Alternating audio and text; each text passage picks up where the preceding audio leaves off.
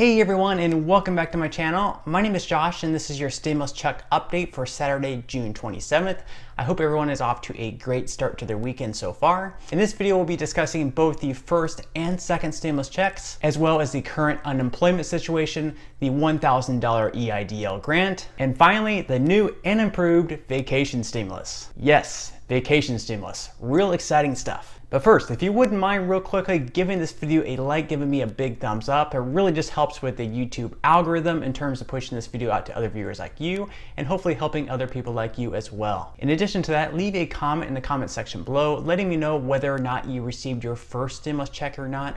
Believe it or not, there are still millions of people who haven't yet received it, so I'm just trying to get a good idea on how many people are still not receiving their first stimulus check. Okay, so I'm going to start this video out by discussing the first stimulus check. As of today, the IRS has sent out more than 1 million checks totaling $1.4 billion to dead people. You heard that right. To date, the IRS has sent out $1.4 billion to dead people. Apparently, they actually knew this could possibly happen as they were using some data procedures from 2008 that did not actually filter out death records. So while the IRS has been sending out millions of payments to dead people, we still have millions of people alive and breathing that are in desperate need of these stimulus checks that aren't yet receiving them, which quite frankly is completely absurd. Anyways, if you are still waiting for your first stimulus check, you should know that the next batch is going to be going out next Wednesday on July 1st. So if you haven't yet checked the payment portal today, I would strongly encourage you to do so and leave a comment in the comment section below if you are also receiving a payment date of July 1st as well. If you check the payment portal today and you're still receiving payment status not available, that does not mean that you're ineligible for the check. That simply means that the IRS has not yet scheduled a delivery date for you. So in the meantime, one thing you could try is typing your physical street address in all capital letters. Sometimes that can help fetch a date, but otherwise the IRS has just not scheduled a delivery date. But hang in there, you're definitely eligible as long as you're not being claimed as a dependent on someone else's tax return, or as long as you don't have something like past due child support that could potentially offset your stimulus payment. So in the meantime, hang in there, try not to get too frustrated. You will eventually receive a date. Finally, just as another reminder, you can always try calling the IRS, and their EIP hotline number is 1-800-919-9835. Just know that if you do call them, most likely you will be on hold for at least a couple of hours before you're able to get through. So just keep in mind you will have to be patient, and also keep in mind that the IRS agents may not be able to provide you much more information than what you can already find through the payment portal. All right, so let's go through some second stimulus check updates. As we all know by now, President Donald Trump has pretty much guaranteed a second stimulus check. So at this point, if we don't actually receive a second stimulus check, it would make him look pretty bad now, wouldn't it? With the November elections coming up, that certainly wouldn't help Trump's chances if we don't receive a second stimulus check after him essentially promising us one. And those voters in the middle who are not sure whether to vote for Biden or Trump, if we don't receive a second stimulus check after he essentially promises one, I would say those voters in the middle are more likely to sway to the left towards Biden, so that certainly won't help Trump's chances of being reelected. So you would have to think that Trump definitely wants this to go through, even if just for political motivations. Also, as you have probably heard, the Senate is currently having a wait and see approach as far as the second stimulus package goes. They've already mentioned several times they're not even going to touch the bill until they get back from their 2-week recess vacation in late July. So the earliest a second stimulus package is going to be passed at this point would be sometime in late July or possibly early August. So to them, a second stimulus package isn't something they're seeing through their eyes as necessarily something that needs to be pushed through in a hurry. What they are waiting to see, at least in my opinion, is that June jobs report, which is set to be released next Thursday on July 2nd. Now, if the June jobs report shows yet another big decline in unemployment, much like the May jobs report, then that could perhaps give the Senate Republicans a little bit less motivation for a big stimulus package. On the other hand, if the June jobs report doesn't show much improvement in the unemployment numbers, then that could give the Senate Republicans a little bit more motivation to send out a bigger stimulus package. We've already heard that Nancy Pelosi wants a $3 trillion second stimulus package, and that was evident in the HEROES Act that the House passed back in May, which was a $3 trillion bill and included additional stimulus payments to the Americans, $1,200 each, and also $1,200 to dependents, including those dependents who missed out in the first CARES Act over the age of 17 who were claimed as dependents who did not receive anything. Now, Mitch McConnell, on the other hand, balked at that $3 trillion, saying at most he would want to spend $1 trillion. Recently, we did hear President Donald Trump come out and ask for $2 trillion.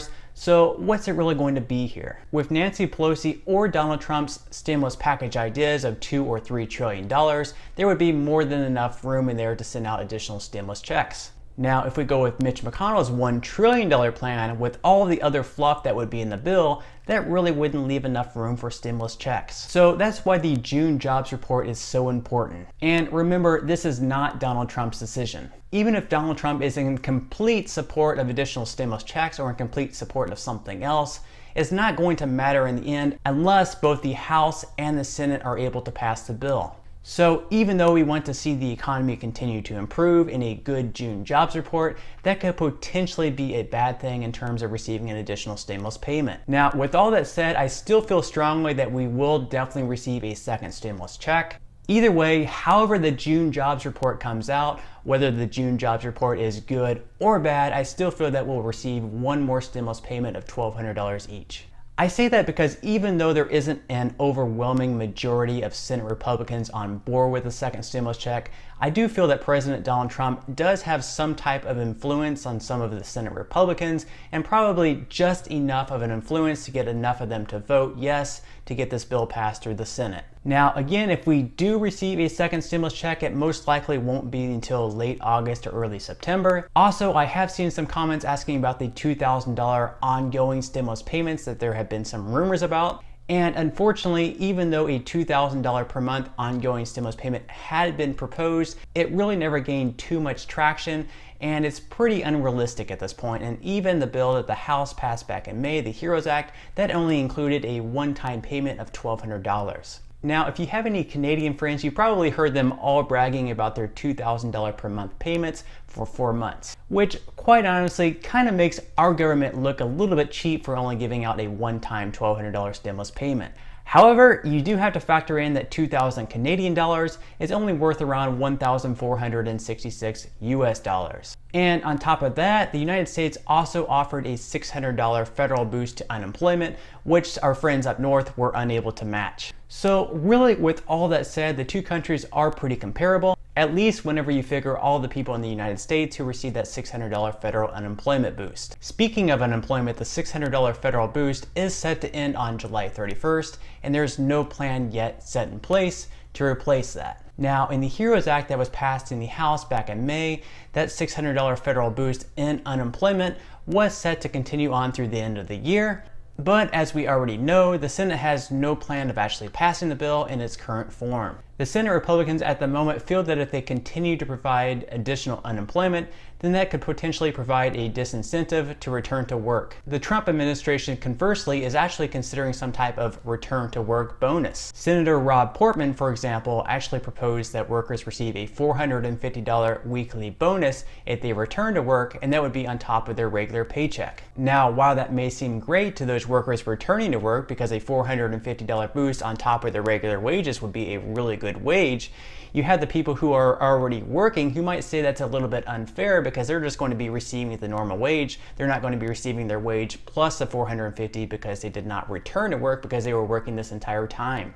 And again, this is not something that will for sure happen. It's just one of the many bills that are being talked about right now. All right, so at this point, I would like to touch base real quickly on the $1,000 EIDL grant. Again, if you have any type of small business or a side hustle, then I would strongly encourage you to apply for this grant. And you should probably do so as soon as possible just because the funds are going to be quickly running out here soon. Also, when you do apply, for the most part, I have seen that people are getting accepted and receiving their $1,000 grants within just a few days. So if you apply today, for example, it's possible you may receive your grant sometime next week directly deposited into your account, which is obviously much faster than a lot of us receive the stimulus payments. And remember, you don't have to have any type of large business. You could just be selling on eBay, selling items around your house, or you could be driving Uber part-time a couple of hours per week. If you have any hesitation or any questions about your eligibility, just apply for the grant. You have absolutely nothing to lose here. And finally, just for kicks, I would like to bring up once again the shiny new TRIP Act. TRIP, of course, is just an acronym for Tax Rebate and Incentive Program. Just FYI, if there's one thing that all these politicians are really good at, it's coming up with cool sounding bill names and acronyms. If only that were the most important part of the job. Anyways, this is the bill that we talked about that would give each adult a $4,000 vacation tax credit that would be retroactive as of January 1st, 2020 and go through the end of next year of 2021. So between the next 2 years, you could total up to $8,000 in vacation tax credits as long as you travel further than 50 miles from your house and as long as you stay within the United States borders. And yeah, I know we all hate this idea, but if for any reason you do decide to go on a mini trip and you're staying over 50 miles from your household and you go to a restaurant or maybe you stay in a hotel or anything like that, just try to snap a quick photo of your receipt. That way, whenever tax time comes around, at least you'll save some money on taxes. And the least I can say is at least this new TRIP Act is a little bit more generous than Trump's $4,000 Explore America tax credit, as in the TRIP Act, you can actually write off 100% of your expenses, whereas in Trump's $4,000 Explore America tax credit, you would only be able to write off up to 50% of your expenses. And finally, this is just another proposal, so just because a bill is proposed doesn't necessarily mean that it's going to become a law. In all likelihood, we most likely won't even be talking about this 2 weeks from now. Okay, so at this point, I'm going to go ahead and wrap up this video by answering some of the comments and questions that I received in my previous video. And if you have any other comments or questions for me, feel free to leave them in the comment section below. I do try to respond to as many comments and questions as I possibly can. And those comments and questions that I'm not able to respond to, I do try to pick some of the best ones to answer in the next video in video form. So without further ado, let's go ahead and jump into the first comment of today's video. And that is from JD. JD says, question. Do you get a stimulus payment for both SSDI and VA benefits? Thanks for your help. All right, JD, thank you so much for that comment. So in this case, you would only be eligible for one $1,200 stimulus payment. You would not receive the double just because you're on both SSDI and VA benefits. So in this case, you should only expect one $1,200 stimulus payment. All right, so the next comment today is from Ruben. Ruben says, hello, my name is Ruben Mendoza Sr. I'm from California. I owe child support. Will I get my stimulus check? All right, Ruben, thank you so much for that comment. So in this case, since you do have past due child support, then your stimulus payment should be offset by that past due child support. However, if you don't have $1,200 or more in past due child support, then your stimulus payment will only be offset by the amount that you actually owe. So it's possible that you may still end up receiving some type of stimulus payment. It just won't be the full $1,200 if you do have some past due child support. All right, so on that note, I'm going to go ahead and wrap up this video. If you did enjoy the content in this video and you'd like to see more videos like it, please consider subscribing to my YouTube channel. It is completely free to do so and a great support to me. Also, if you would like to receive one free stock valued all the way up to $500 from Robinhood, please feel free to claim that free stock by clicking the link in the description box below. And until next time, I'll see you guys and I hope you have a great day today.